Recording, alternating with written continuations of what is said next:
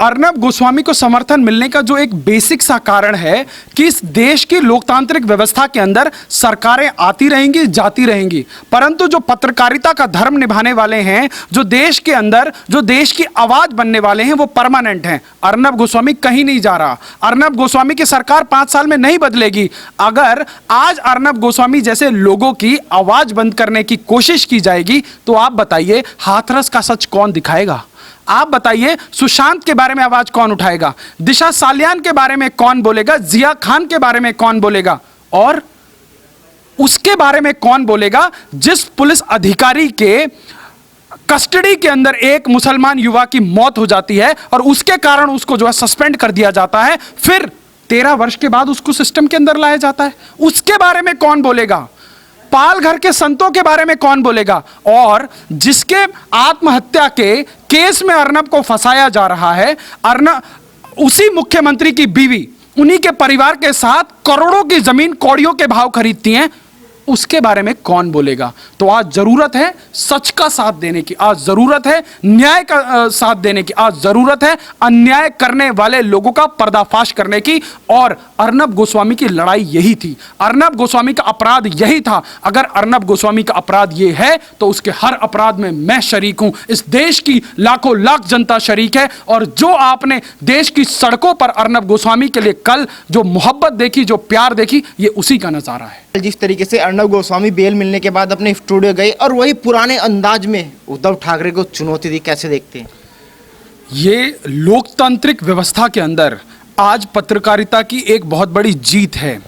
मैं धन्यवाद दूंगा उद्धव ठाकरे का कि वो जो ये बर्बरता दिखा रहे हैं, जो वो करना चाह रहे हैं, ये कहीं ना कहीं पत्रकारिता के अंदर एक स्वर्णिम काल की ओर हमें लेके जा रहा है। आज उस पत्रकारिता जगत के अंदर जो ये राजनीतिक चरमपंथी लोग जिस प्रकार से अत्याचार कर रहे हैं, जिस प्रकार से बर्बरता कर रहे हैं, वो आज सुप्रीम कोर्ट ने जो तमाचा मारा है इन राजनीतिज्ञों के ऊपर, आज ये अपने आप एक्सपोज हो रहे हैं। देखिए, आज से पहले आपने तमाम इंसिडेंट देखे होंगे। इस देश के अंदर एक अभिव्यक्ति की आज़ादी की लड़ाई की बात कही जाती थी। आज इस देश में कोई भी पत्रकार, कोई भी ऐरा गैरा व्यक्ति देश के प्रधानमंत्री से लेकर देश के गृह मंत्री को जो है तमाम अनवेरिफाइड न्यूज़ के आधार पर कुछ भी बोल रहा था, कुछ भी लिख रहा था। परंतु इस देश की केंद्र सरकार ने या शासित भारतीय जनता पार्टी ने आज तक किसी एक पत्रकार को जो है इस प्रकार से दंडित करने का काम नहीं किया। परंतु सच्चाई का साथ देने वाले, हिंदुत्व की अलग जगाने वाले जो अर्नब गोस्वामी, जो उनका अपराध क्या है कि वो पालघर के संतों के साथ हुए नृशंस हत्याकांड पे जो है अपराधियों को जेल के अंदर, सलाखों के अंदर पहुंचाने के लिए जो वो एक लड़ाई लड़ रहे थे, उनका अपराध क्या है कि वो दिशा सालियान के जो हत्यारे मुंबई की सड़कों पर खुला घूम रहे हैं, उनको सलाखों के पीछे पहुंचाने की आवाज उठा रहे थे। सुशांत सिंह राजपूत को मार देने वाले लोग और रेहा चक्रवर्ती को बचाने के लिए तमाम पीआर एक्टिविटीज चलाने वाले लोगों के खिलाफ वो आवाज उठा रहे थे। यदि ये उनका गुनाह है और महाराष्ट्र की सरकार इन चीजों को गुनाह मानते हुए उनकी जबान बंद कर देना चाहती है, उनके ऊपर तमाम अत्याचार करना चाहती है, तो उस गुनाह में मैं भी शामिल हूं और मेरे साथ तमाम लाखों करोड़ों लोग शामिल हैं जो कल पूरे देश के अंदर अर्नब गोस्वामी की रिहाई के बाद जो है इस देश में जश्न मना रहे थे। दिवाली की पूर्व संध्या पर दिवाली जैसा माहौल बना चुके थे। चाहे आप दिल्ली के जंतर मंतर को देख लीजिए, चाहे आप बनारस के घाटों में देख लीजिए, चाहे आप वो मुंबई में देख लीजिए। आप सोचिए, एक पत्रकार के प्रति दीवानगी का आलम सोचिए कि जिस पत्रकार को गिरफ्तार करने के लिए एक नौकरी छोड़ चुके एनकाउंटर स्पेशलिस्ट जिसने शिवसेना ज्वाइन कर ली थी, 13 साल बाद क्या पूछता है भारत, क्या यह सरकार अर्नब गोस्वामी का एनकाउंटर करवाना चाहती थी? कौन सा आतंकवादी था अर्नब गोस्वामी जिसको पकड़ने के लिए आप सोचिए इसके पीछे कितनी बड़ी टीम काम कर रही होगी। खबरों में तो ये तक था कि अर्नब गोस्वामी को न्यूट्रलाइज करने के लिए 50 लोगों की टीम बनाई गई थी और जो व्यक्ति पुलिस की सेवा छोड़ के 2007 में शिवसेना ज्वाइन कर चुका था, उस शिवसेना के कार्यकर्ता को जो है वापस पुलिस या तंत्र के अंदर बिठाकर जो है उसको AK-47 के साथ 40-50 पुलिस वालों के तामझाम के साथ उसको गिरफ्तार कराया जाता है। परंतु हमारे लोकतंत्र की सुंदरता देखिए, जब इस देश की सुप्रीम कोर्ट में यह मामला गया और सुप्रीम कोर्ट ने किस प्रकार फटकार लगाई और आज उसी अर्नब गोस्वामी को छोड़ने के लिए कम से कम पुलिस की 25 गाड़ियां थी और 2000 से अधिक पुलिस वाले उसको एस्कॉर्ट कर कर जो है उसको सुरक्षित घर पहुंचाने जा रहे थे। और जो हजारों लाखों लोग जो उस जेल के बाहर खड़े थे, वो लोग सड़कों पर उस अर्नब गोस्वामी के ऊपर पुष्प वर्षा कर रहे थे, लोग सड़कों पर रंगोलियां बना रहे थे।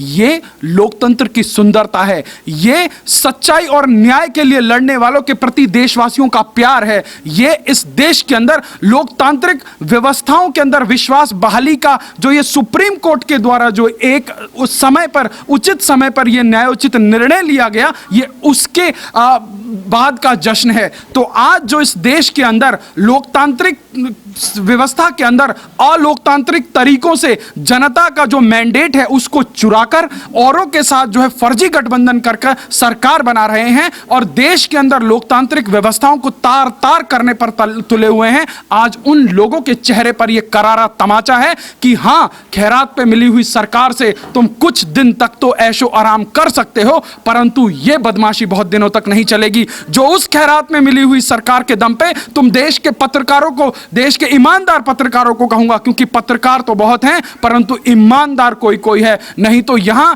किसी और पत्रकार के दस्त लग जाने पर इस देश में लुटियन लॉबी के तमाम स्वघोषित जो प्राइम टाइम के जो जिले इलाही हैं, वो आपको राजघाट से इंडिया गेट तक जो है पैदल मार्च और कैंडल मार्च करते दिख जाएंगे। पर वो सारे लोग खामोश बैठे थे, अपने घरों के अंदर हाथ में वाइन का ग्लास लेकर जो है सेलिब्रेट कर रहे थे कि हां, अब इसे पता लगा कि उद्धव ठाकरे से टकराने का मजा क्या होता है। परंतु वो दलाल सावधान हो जाएं जिन्होंने अर्नब गोस्वामी के ऊपर होते हुए हमलों पर खामोशी जो है थामे रखी, वो लोग सावधान हो जाएं जो अर्नब गोस्वामी के ऊपर होते हुए बर्बरता के वक्त जो है अपने घरों में चटकारे लेकर जो है सेलिब्रेट कर रहे थे कि नंबर तुम्हारा भी आएगा। आज 6 वर्ष हो गए इस देश के अंदर एनडीए के नेतृत्व में सरकार होते हुए, तमाम वो फाइलें अभी भी पड़ी हैं। यदि ये देश की सरकार चाहती तो ये देश की सरकार उन सभी लोगों को टांग सकती थी। उदाहरण के तौर पर एनडीटीवी के ऊपर एनफोर्समेंट डायरेक्टरेट के तमाम केस हैं, फंड डाइवर्ट करने के, कहीं का पैसा कहीं लगाने के, 2 नंबरी का काम करने के। उसके बाद देश की जनता देख रही है कि कौन सा चैनल राष्ट्रवाद की बात कर रहा है और कौन सा चैनल देश के विरोध में जाकर खड़ा होता है। आप देखिए, इस देश का आलम देखिए, फेक न्यूज की फैक्ट्री चलाने वाले दलालों की हिमाकत देखिए। सूत्रों के हवाले से खबर बताएंगे, ठीक है, पर सूत्र नहीं बताएंगे।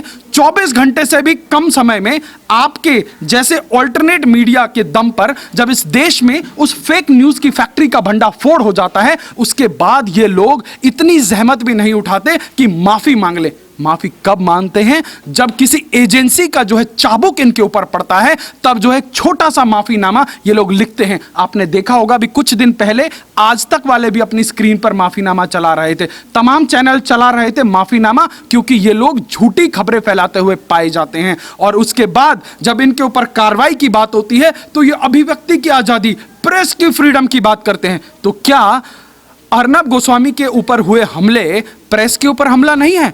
आज अर्नब के ऊपर होते हुए अत्याचारों पर बैठकर तमाशा देखने वाले लोगों, नंबर तुम्हारा भी आएगा। और उस वक्त जो है प्रेस फ्रीडम की बात नहीं करना, क्योंकि तुमको जितनी आजादी इस सरकार में मिली है, तुम सोच भी नहीं सकते कि किसी और सरकार के अंदर इतनी आजादी कहां से मिलेगी।